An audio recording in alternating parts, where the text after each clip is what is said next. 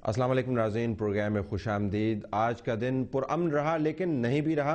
पाकिस्तान में जमहूरियत का ऊँट किसी करवट बैठ रहा है या नहीं बैठ रहा। हुकूमत अभी भी इस मखमसे में है कि सुप्रीम कोर्ट की तरफ से जो फैसला आया है उसकी गिरफ्त से बाहर किस तरीके से निकले। इत्तेहादी हैं कि वो उनको अमन की तलकीन कर रहे हैं और जो अपोजिशन जमातें हैं वो एक ब्रॉड बेस्ड इत्तेहाद बनाने की कोशिश कर रही हैं और अवाम है कि इधर भी ताक रहे हैं उधर भी ताक रहे हैं।